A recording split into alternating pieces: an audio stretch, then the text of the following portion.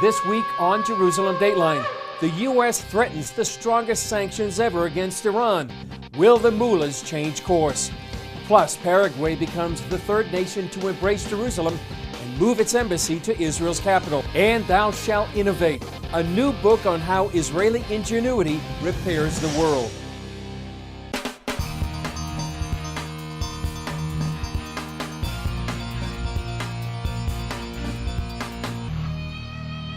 Hello and welcome to this edition of Jerusalem Dateline. I'm Chris Mitchell. Some are calling it the strongest speech ever by a Secretary of State. In his first major address, Mike Pompeo focused on Iran and warning its leaders to change course or face their strongest sanctions in history. CBN's national security correspondent, Eric Rosales, explains. Secretary of State Mike Pompeo gave his first major foreign policy address here at Washington, D.C.'s Heritage Foundation. The Secretary presented the new U.S. strategy on dealing with Iran after President Trump's withdrawal from the Iran nuclear deal. As President Trump said 2 weeks ago, he is ready, willing, and able to negotiate a new deal. But the deal is not the objective. Our goal is to protect the American people. Pompeo listed 12 demands that would be the framework for a potential new treaty with Iran. They include Iran fully disclosing and permanently abandoning its nuclear weapons program, ending its ballistic missile program, and allowing inspectors access to all nuclear sites, including military locations which were off limits under the 2015 deal. Iran must release all U.S. citizens, as well as citizens of our partners and allies, each of them detained on spurious charges. Pompeo characterized Iran as an international menace that must end all support of terrorists such as Hezbollah, Hamas, and the Islamic Jihad. The length of the list is simply a scope of the malign behavior of Iran. We didn't create the list. They did.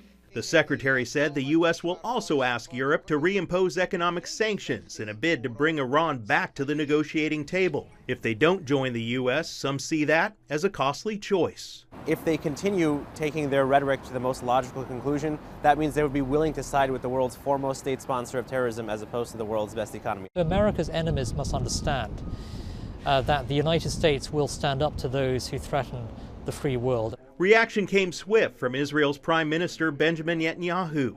He said anyone who wants to stop Iranian aggression and support peace should support the United States just like Israel does. While a spokesman for the Iranian Foreign Ministry called the new policy ridiculous and embarrassing and more like a satire. Secretary Pompeo says the U.S. demands are not unreasonable, yet welcomes Iran's leaders to take a different path. He adds it's ultimately up to the Iranian people to decide their future. Eric Rosales, CBN News, Washington. Paraguay followed the U.S. and Guatemalan leads and became the third country to move its embassy to Jerusalem. The U.S. paved the way with its embassy move on May 14th, following President Trump's recognition of Jerusalem as Israel's capital last December. Guatemala followed suit 2 days later. Paraguayan President Horacio Cartes came for the dedication, and he said he appreciates how Israel courageously defends its right to live in peace. Prime Minister Netanyahu praised the decades of friendship between Israel and Paraguay and said Israel would never forget Paraguay's help saving Jews from Nazi Germany and the Holocaust. Paraguay supported the creation of the State of Israel, the recognition of the State of Israel in the United Nations. We will never forget that. Paraguay, before but especially under your leadership, took a very bold stance in international affairs and refused to cooperate with the lies directed against Israel. We always remember that. Thank you, Horacio. Thank you. And thank you, Paraguay. Following the opening of the U.S. Embassy in Jerusalem, members of President Trump's Evangelical Advisory Board discussed the importance of a new executive order. It's another sign of the growth of faith-based initiatives coming from the White House. I will soon be signing an executive order to create a faith initiative at the White House. The faith initiative will help design new policies that recognize the vital role of faith in our families, our communities, and our great country. The new executive order established the White House Faith and Opportunity Initiative, and members of President Trump's Evangelical Advisory Board told CBN News it could revolutionize the relationship between faith-based organizations throughout the federal bureaucracy. All departments that have faith offices and all federal offices will have a liaison appointed so that the departments, along with the White House, the President's agenda, can work together with several initiatives. There are initiatives, of course, religious freedom, reducing crime, prison reform, poverty, marriage and family, human sex trafficking, several others that are vitally important and on the heart of our president. His executive order is bringing it back to the White House, where Barack Obama moved it over to the Department of Health and Human Services. And if you're not in the White House, frankly, you're just not where the action is. Reid explains how the move could potentially make a difference for people who need help. What we're really going to be doing is rallying the armies of faith and compassion that are caring for the poor, the marginalized, those in prison, those who have been left behind. The faith community has a lot to offer in that area, and I commend the President for tapping into that resource. 90% of all the homeless shelters in America are either operated by a church or a ministry or a faith-based organization. Whenever there's a natural disaster, whether it's Operation Blessing or Salvation Army or the North American Home Mission Board of the Southern Baptist Convention or Catholic Charities, they're all right there on the front lines. After a hurricane, after an earthquake, after wildfires, whatever it is, you know, just offering love and compassion to people who need it. Members of the Evangelical Advisory Board met with U.S. Ambassador David Friedman. Evangelicals and the Trump administration have forged a common bond. As you know, the evangelical community was very, very key on the election of President Trump, and also very key in terms of our prayer and our being able to speak to the president, even regarding the movement of the embassy. We went to the Oval Office after his decision to thank the president for his bold action, and as I mentioned in the meeting, many came against the president, but he still did the right thing, and we are so honored to have a president who promises something and does what he promised. He is the most, as many people have said, faith-friendly president that they have known in their lifetime. We had over 1,800 faith leaders come through the White House last year alone. I believe this year we will double or triple that. So he continues to reach out, first and foremost, for prayer. President Trump has also made the situation of Pastor Andrew Brunson a priority. More than a year and a half ago, Turkish officials jailed Brunson on what many believe are false charges. CBN's Eric Rosales talked about Brunson's situation with the new U.S. Ambassador at Large for International Religious Freedom, Sam Brownback. Pastor Brunson is still in one of the worst prisons you can ever be in. Yeah, correct?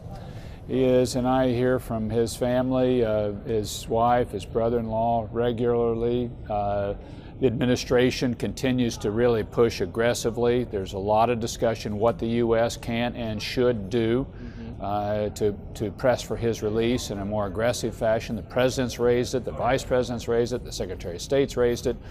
But you know, Turkey's just taken a different attitude towards the United States now, much more confrontational with us. And you know, I think we have to respond aggressively. Just like we did with the North Koreans of bringing them home, do you think Andrew Brunson will be brought home? I do. Honestly, it doesn't make any sense what the Turkish government is doing. These are completely specious charges. There's no factual basis for it. He'd be out of jail, out of being charged for this in 5 minutes in the United States. There's just nothing that's there. And the Turks are using this at a high level, and it's really hurting the relationship between the United States and Turkey.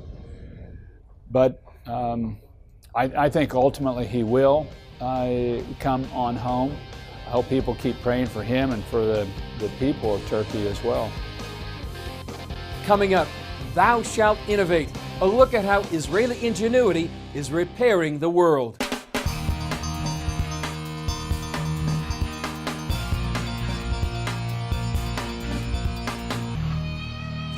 From technology to medicine to agriculture, Israel leads the world in advances that make the world a better place. Here's a look at just a few breakthrough innovations that change the world.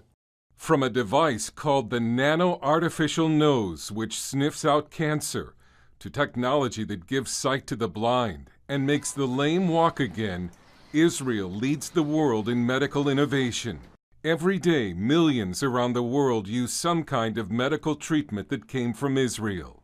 Israeli entrepreneurs and scientists are also pioneers in agriculture and invented techniques that allowed the tiny nation to turn rocky desert landscapes into lush orchards. In his new book, Thou Shalt Innovate, How Israeli Ingenuity Repairs the World, author Avi Jorish profiles wondrous innovations that are changing the lives of billions of people around the globe and explores why Israeli innovators of all faiths feel compelled to make the world better.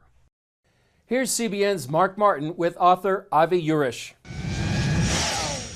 Well, what is it about the Israeli people that makes them such innovators and inventors? Well, Israel has wonderful universities. It has a very diverse set of population. They have Muslims, Christians, Jews, Arabs, a whole host. They have wonderful government programs and a very, very smart, innovative military. But ultimately, it is the culture of the prophetic tradition that really drives, that sparks Israeli innovation. You can't repeat day after day for 3,000 years, make the world a better place, cure the sick, help those in need, help those that are hungry, without that having a deep impact on the cultural DNA of your people. And ultimately, that is what's driving Israeli ingenuity to repair the world. Israeli tech today is influencing the lives of billions of people, both here in the United States and around the world when it comes to medicine, technology, science, agriculture, and water.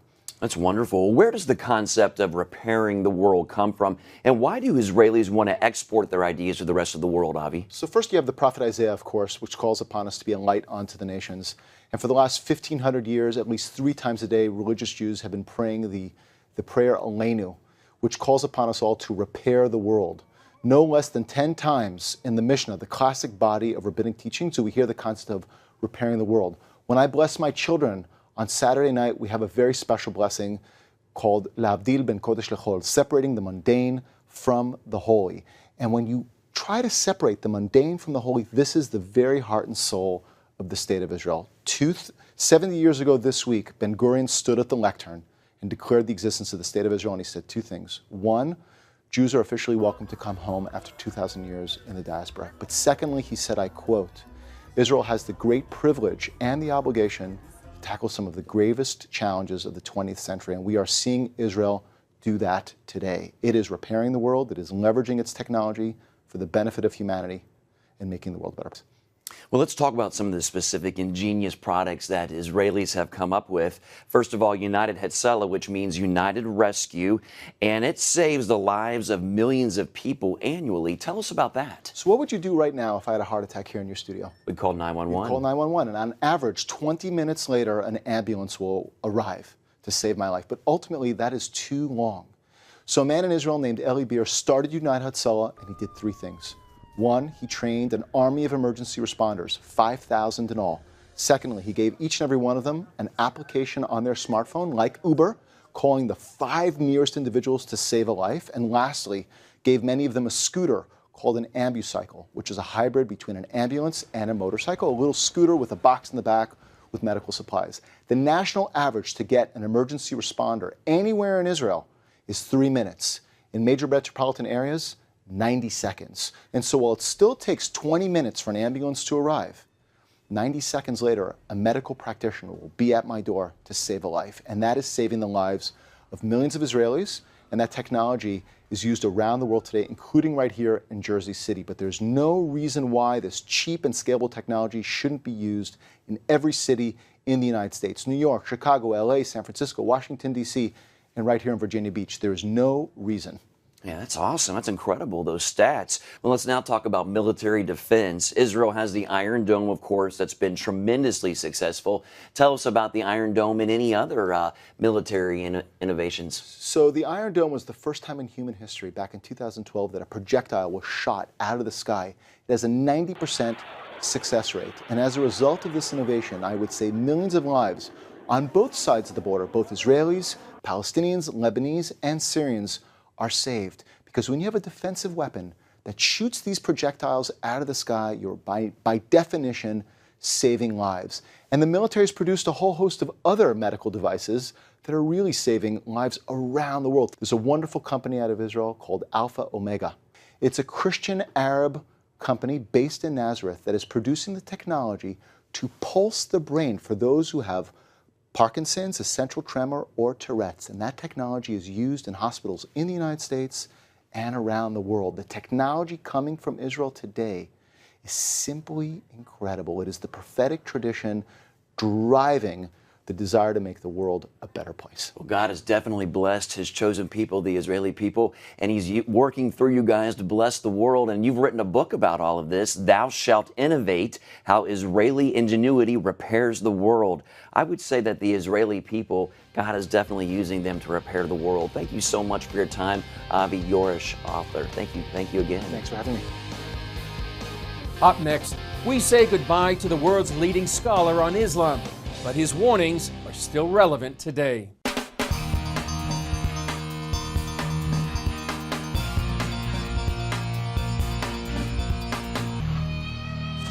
The world's leading expert on Islam and the Middle East, Bernard Lewis, has died at the age of 101.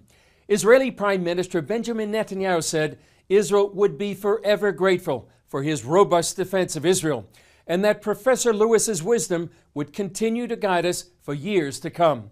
CBN News interviewed Lewis in Jerusalem in 2008. In his 100-plus years on Earth, Bernard Lewis learned to take the long view of history. And in doing so, he had a warning for America and the West. Years after our interview, his views are still relevant today.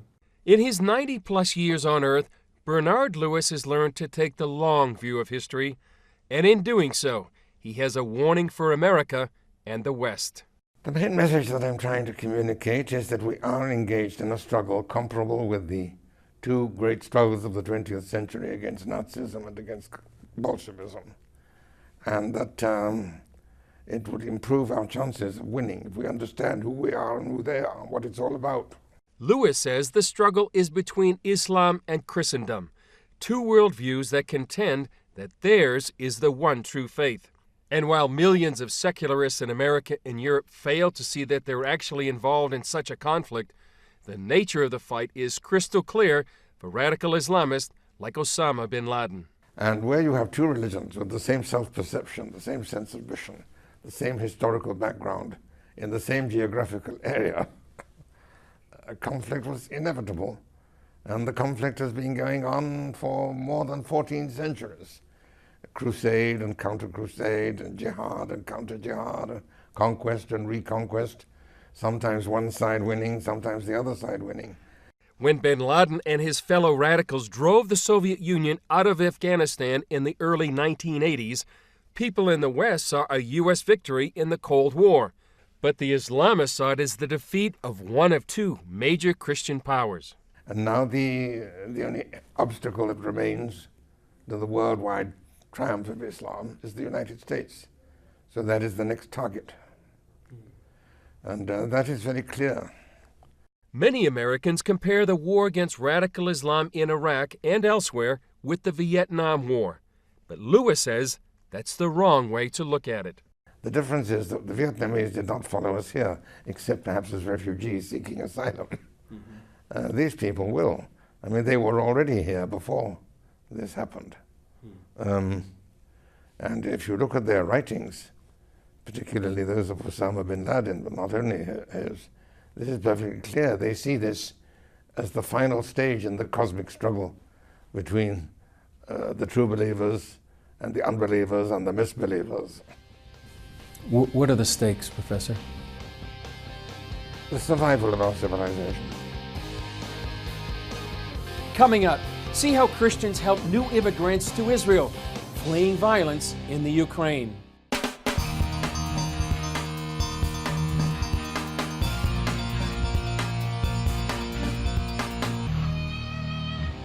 Anastasia is a Jewish girl from the Ukraine. Her family had to flee the war with Russia to Israel with only hand luggage, leaving everything else behind. But here's how CBN Israel helped her family. Anastasia hid in the basement and covered her head as bombs rained down on her city in southeast Ukraine. It was the loudest sound I ever heard in my life. My mom came and held me. We thought it would end soon, but it just kept going and going. There were so many explosions, and the bombs fell so fast that I couldn't tell one from the next. The house shook like we were in an earthquake. The family survived the bombing, but fighting between Ukrainian and pro-Russian forces only got worse. It was completely lawless, just chaos. Every day there were more gunshots and explosions. It didn't seem real. The whole time I only thought about protecting my children. The worst time was when masked men with the guns came into our home and took my dad. I was afraid I'd never see him again. Anastasia's father was held hostage for many days until he was finally let go. The family knew they couldn't stay in Ukraine any longer. Because they're Jewish, they were able to flee to Israel. I was really sad to leave our home. Everything got left behind, except for what we could carry. The family told me they struggled to find work in Israel and didn't know where to get help with food. We really had nothing to start with, and we didn't know the language. We were quite desperate. Then a local ministry supported by CBN Israel found out about them. Through the ministry, we started giving the family food along with diapers and other necessities. It means so much to us to have this support. The food is amazing, and you even helped us find some furniture. I'm so happy to see my children taken care of. Anastasia's father recently found a good job, and she's enrolled in school, learning Hebrew and making lots of new friends. With the help of CBN Israel, the family was able to make a fresh start.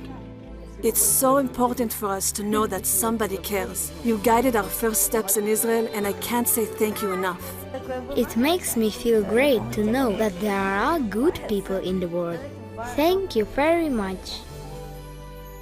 Well, that's an inspiring story.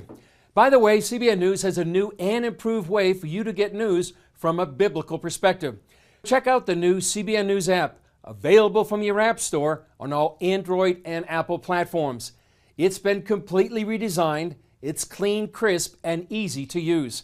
So watch videos, get the latest headlines, and in-depth coverage you can't find anywhere else, right on your tablet or mobile device. Finally, as you may know, Facebook has been making major changes over the last few months. And if you're one of our Facebook friends or followers, we want to make sure you'll continue to receive Jerusalem Dateline on your news feed. So make sure that Jerusalem Dateline isn't filtered out. Here's the instructions. To do so, use the See First feature. Then make sure Following is highlighted. And then select Get Notifications. And finally, select See First. Well, that's all for this edition of Jerusalem Dateline. Thanks for joining us. Remember, you can follow us on Facebook, Twitter, Instagram, and YouTube. And as I mentioned, you can download our new CBN News app. I'm Chris Mitchell. We'll see you next time on Jerusalem Dateline.